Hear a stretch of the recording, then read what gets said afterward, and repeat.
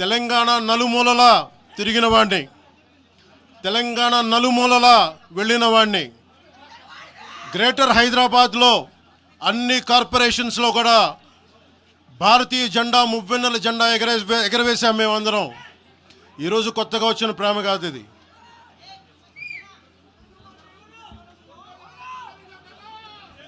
నేను ఏ రోజు కూడా తెలంగాణ బాగుండాలి, మీరు ఒకప్పుడు ఆదిలాబాద్ జిల్లాల్లో నక్సల్ ప్రభావిత ప్రాంతాల్లో ఇప్పుడు విమర్శించే నాయకులు మీరెవరు తిరగలా, మీ సౌకర్యాల నుంచి మీరు ఎప్పుడు బయటపడలా. ఆదిలాబాద్ తాండాల్లో, గోండు తాండాల్లో వెళ్ళి తిరిగిన వాళ్ళం, నిలబడ్డ వాళ్ళం. అవసరమైతే గెలుస్తామో లేదో తెలియని పరిస్థితుల్లో కూడా ప్రజలకి దాహం తీర్చడానికి బోర్లు వేయించాం. ఆ రోజు ఓట్లు పడతాయనో, తెలంగాణ కూర్చోబెడితే తెలంగాణలో జనసేన పార్టీ ఉంటుందనో కాదు, మాకు ఇష్టం, నా ప్రేమ నా తెలంగాణ మీద.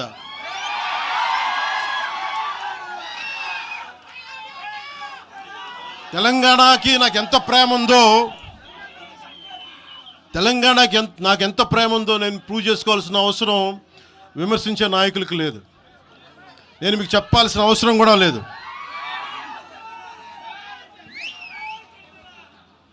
తెలంగాణ విభజనకి జనసేన వ్యతిరేకం అని మాట్లాడుతూ ఉన్నారు. నేను మళ్ళీ చెప్తా ఉన్నా, విభజించిన తీరుకు మేము వ్యతిరేకం. తెలంగాణ కోసం సామాజిక తెలంగాణ కానీ అన్ని కులాలు బాగుండాలి అని చెప్పి మరీ వచ్చాం. పార్లమెంటు తలుపులు మూసి తెలంగాణని ఆంధ్రాని విభజించిన తీరు మీద తప్పని చెప్పాను తప్ప, తెలంగాణ సంస్కృతి మీద కానీ తెలంగాణ రాష్ట్ర ఏర్పాటు కానీ ఎప్పుడూ జనసేన వ్యతిరేకం కాదు. ఇది తెలంగాణ ప్రజలకి చాలా స్పష్టంగా తెలియజేస్తా ఉన్నాం. నాకు నిలబడింది కష్టాల్లో ఉన్నప్పుడు ఒక్క నిమిషం సార్, ఒక్క నిమిషం మాట్లాడేవాడిని సార్. తెలంగాణ ఆంధ్రప్రదేశ్లో నన్ను తిరగనివ్వమని మాట్లాడుతూ ఉంటే నాకు వారాహి అనుమతినిచ్చింది తెలంగాణ ప్రజానికి, నాకు అనుమతి ఇచ్చారు నాకు. అలాగే నాకు గత వైసీపీ ప్రభుత్వం మిమ్మల్ని ఆంధ్రాలోకి అడుగు పెట్టనివ్వు అంటే కోదాడ, నల్గొండ అన్ని ప్రాంతాల నుంచి వచ్చి నాతో పాటు అండగా వచ్చారు నా తెలంగాణ అన్నదమ్ములు, జన సైనికులు. నేను చాలాసార్లు మా నాయకులందరినీ అడగండి, మనం పార్టీని ఇక్కడ బలపెడదాం అంటే నేను ఒకటే చెప్పా, తెలంగాణ వచ్చిన ఈ సందర్భంలో మనం కూర్చోబెట్టి మాట్లాడితే ముందు అది వేరేగా వెళ్తుంది. తిరగండి, జనసేన ఆశయాలను తీసుకెళ్ళండి, ఆ రోజు సంగతి చూద్దాం, ప్రజలు కోరుకున్న మీద చూద్దాం తప్ప నాకేమి ఇక్కడ కూర్చొని ఆంధ్రప్రదేశ్లోనే అధికారం కోరుకునేవాడిని, తెలంగాణలో నేనే అధికారం కోరుకుంటాను, ఒక మార్పు తప్ప.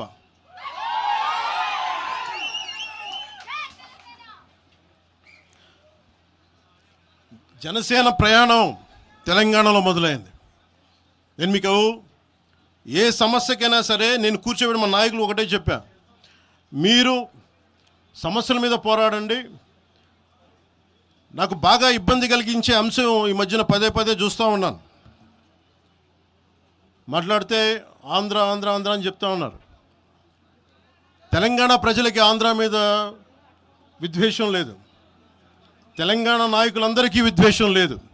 తెలంగాణ ఏర్పాటు కావాలని కోరుకున్నారు కానీ ఆంధ్ర ప్రజల మీద ఎక్కడా విద్వేషం చూపించలేదు. నిజంగా తెలంగాణ ప్రజలు కానీ మొత్తం తెలంగాణ నాయకులు కానీ విద్వేషం చూపించి ఉంటే ఈ రోజున ఒక్క ఆంధ్ర ప్రాంత వ్యక్తి కూడా ఇక్కడ తెలంగాణలో ఉండలేడు. ఇది తెలంగాణ తాలూకు ప్రేమ, తెలంగాణ ప్రజల తాలూకు ప్రేమ, ఇవన్నీ ఎవరు మర్చిపోరు. నాకు ఈ మధ్యన వస్తా ఉంటే నువ్వు హైదరాబాద్లోకి ఎలా అడుగు పెడతావు, నీకు హైదరాబాద్లో ఏం పని, ఇది నేను ప్రత్యేకించి చెప్తా ఉన్నా. మీరెవరైనా నన్ను బెదిరించడానికి బెదిరించే వాళ్ళు మీ అయ్యే జాగీరా తెలంగాణ?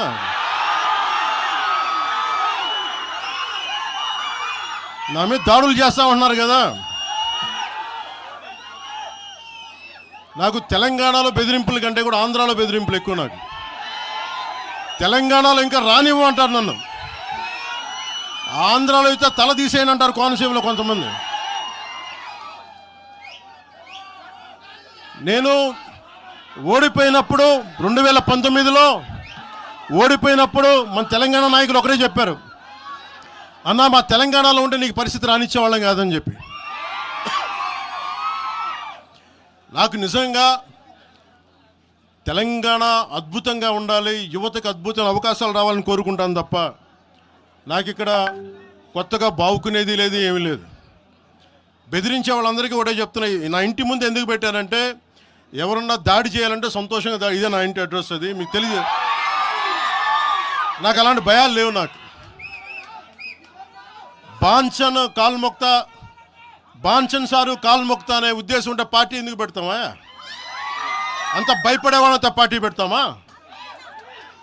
మీ ఇష్టానికి మాట్లాడితే మేము భయపడాలా? ఏ రోజున ఒక్క మాట మీకు కేసీఆర్ గారి గురించి కానీ ఇన్ని సంవత్సరాల్లో 12 సంవత్సరాల్లో ఒక్క తెలంగాణ నాయకుడిని ప్రభుత్వం ఏర్పాటు చేసినప్పటి నుంచి ఈ రోజు దాకా ఒక మాటంలా. ఇంకా మా వాళ్ళు తిడతా ఉండేవాళ్ళు, నువ్వు మెత్తబడిపోయి ఏం మాట్లాడలేదని. అడగండి ఒకసారి అందరిని పేరు పేరున ఒక్కొక్కరిని అడగండి. నీకు పౌరుషం చచ్చిపోయిందా? పౌరుషం చావలా, తెలంగాణ మీద ప్రేమ చావలా. అది తప్పుగా అర్థం చేసుకుంటారు. మీరు అర్థం చేసుకుని నేనేం మాట్లాడిన ప్రస్తుతానికి అని చెప్తా. ప్రజలు కోరుకున్నప్పుడు నేను మాట్లాడతా. ఎంత కమిటెడ్గా ఉన్నాను తెలంగాణ కంటే, జనసేన మా వాళ్ళందరూ ఎదురు చూస్తున్నారు తెలంగాణలో జనసేన ఎదగాలని. నేను ఒకటే చెప్పా, ప్రజలు కోరుకునే వరకు మీరు ముందుకు తీసుకెళ్ళండి అని చెప్పి నేను జర్నలిస్ట్ కాలనీలో ఉన్న తెలంగాణ జనసేన పార్టీని కూడా నేను తీసేసాను. మొత్తం హెడ్ క్వార్టర్స్ అంతా మంగళగిరిలో పెట్టిన. నాకు అంత కమిట్మెంట్ తెలంగాణ మీద. ఎందుకంటే నాకు రెచ్చగొట్టడం ఇష్టం లేదు, తగ్గి మాట్లాడా. మీరు ఎన్ని హింసించినా, మీరు ఎన్ని మాటలు మాట్లాడినా, ఆంధ్ర కొడకని తిట్టినా, అరే నా గుండెల్లో తెలంగాణ ఉంది, మీరు ఎన్ని తిట్టినా నేనేం పట్టించుకోను. వైసీపీ నాయకులు, క్రిమినల్ గ్యాంగ్స్ చాలాసార్లు నాకు బెదిరింపులు ఇచ్చినాయి. దానికి మించిన బెదిరింపులు నిజంగా నాకు తెలంగాణ నాయకులు. వైసీపీ గుండాలు ఇచ్చిన బెదిరింపుల కంటే కూడా, చంపేస్తామని బెదిరింపుల కంటే కూడా నాకు తెలంగాణ ఎప్పుడు ఇవ్వలా. అసలు ఈ గొడవ అంతా ఎందుకు స్టార్ట్ అయింది? ఈ గొడవ అంతా ఎక్కడ స్టార్ట్ అయింది? ఒక ఎనలిస్ట్, ఒక విశ్లేషించే వ్యక్తి, ఆయనంటే నాకు గౌరవం, ఆయన మీద నాకు గౌరవం ఉంది. ఆయన తీసుకుపోయి ఓ మీడియాలో మాట్లాడతా అమిత్ షా గారి గురించి మాట్లాడారు. అమిత్ షా గారు నేను మాట్లాడుకున్నామంటే ఆయన విన్నారంటే, ఆయన కూర్చొని తప్పుడు మాటలు మాట్లాడితే దాన్ని ఖండించే. నా మీద మనకు మాట అంటే మన జన సైనికులు ప్రతి చోట ఏదో కూర్చొని ఒక కేసులు పెట్టారు కూడా నాకు తెలియదు. తెలిసిన వెంటనే చెప్పాను, అవన్నీ వదిలేనని చెప్పాను నేను. అవన్నీ మళ్ళీ ప్రెస్ క్లబ్లో పోయి మీరు తిడుతూ ఉంటే, ప్రాంతీయ విద్వేషాలు రెచ్చగొడితే దాంట్లో కూర్చోబెట్టి ఎంతకాలం చేస్తారు? 12 సంవత్సరాలు తెలంగాణ వచ్చిన తర్వాత ఇంకా తెలంగాణలో ఉపాధి లేకపోయినా, ఏమి లేకపోయినా దానికి ఆంధ్రుడే కారణం, దానికి పవన్ కళ్యాణే కారణం. పరిశ్రమల్లో ఈ లెక్కల్లో ఇంక మీరు ఎప్పుడు మీరు ఎన్ని చేసినా ప్రతిదానికి ఎక్కడో చోట తెలంగాణ ప్రజలు ఇది గ్రహించాలి. ఉద్యోగాలు రాకపోయినా, ఉపాధాలు రాకపోయినా ప్రతిదానికి ఆంధ్రోడు కారణం అంటే, ఆంధ్ర ప్రజలు నిజంగా ఎందుకు వస్తారు ఇక్కడికి? తెలుగు చిత్ర పరిశ్రమ ఎందుకు వచ్చింది? ఎక్కడో మద్రాసులో ఉన్న తెలుగు చిత్ర పరిశ్రమ ఇక్కడ రావడానికి కారణం తెలంగాణ ప్రత్యేక రాష్ట్రం కావాలని కోరుకున్న నాయకులు చెన్నారెడ్డి గారు తీసుకొచ్చారు ఇక్కడికి. ఆయన తీసుకొచ్చారు ఇక్కడికి. 50 సంవత్సరాలు కలిసి ఉన్న రాజధాని ఇక్కడ సడన్గా పోయి మీరు ఇక్కడ రాకూడదు అని కొంతమంది నాయకులు, తెలంగాణ ప్రజలు వేరు. నేను మొదటి రోజు నుంచి చెప్తా ఉన్నా, పాలకులు వేరు, ప్రజలు వేరు. తెలంగాణకి అన్యాయం చేసిన పాలకుల్ని, దాంట్లో పవన్ కళ్యాణ్ కూడా వాడిని కూడా ఉరిదీసాయని పర్లా. పాలకులు వేరు, ప్రజలు వేరు. మీరు పాలకులను తిట్టుకున్న ప్రజలను తిడితే, విద్వేషాలు రెచ్చగొడితే ఈ దేశం ఎటుపోద్ది? సూరత్లో తెలుగు ప్రజలు ఉన్నారు. రేపొచ్చిన గుజరాతీ మనుషులందరూ గుజరాతీస్ అందరూ కూర్చొని తెలుగు వాళ్ళు ఇక్కడ ఉండకూడదంటే కుదురుద్ది అక్కడ? నాందేడ్లో ఉన్న తెలుగు వాళ్ళు, షోలాపూర్లో ఉన్న మన తెలంగాణ తెలుగు వాళ్ళు అందరూ కూర్చోబెట్టి మా మహారాష్ట్రీయులు తిరగబెడితే ఏమవుద్ది? దేశం నిలబడద్దా? దేశం ఒకటిగా ఉంటుందా? ఎంతకాలం తిడతారు? ఎంతకాలం? నేను అమిత్ షా గారిని అన్నారని చెప్పి నేను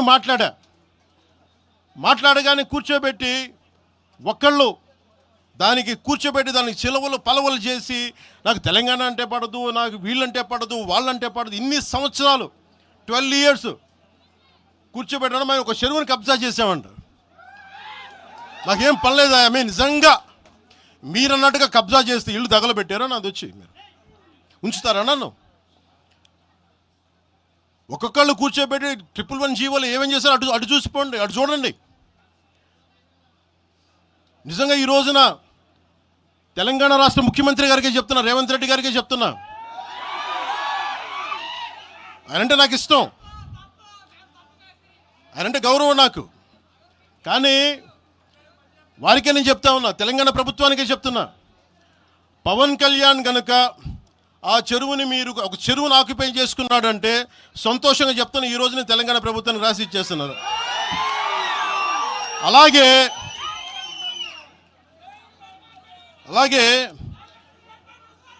లెఫ్ట్ మేము వామపక్షవాదులు అని చెప్పి ఒక ఎనలిస్ట్ మాట్లాడతా,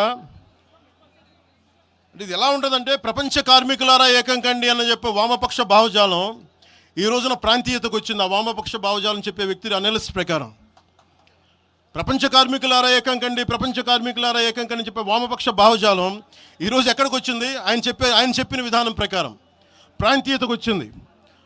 కమ్యూనిజం ఎందుకు చచ్చిపోయిందంటే ఇలాంటి వాటి వల్ల చచ్చిపోద్ది. ఈరోజు గద్దర్ గురించి మాట్లాడతారు. బండెనక బండి కట్టి 16 బండ్లు కట్టి ఏ బండిలో పోతాం నైజాం సర్కార్ ఓడా అంటే అది ఈరోజు మాకు వచ్చిన ప్రేమ కాదు. మాకు అది నా చిన్నప్పుడు చెప్పాను ఆ మాట.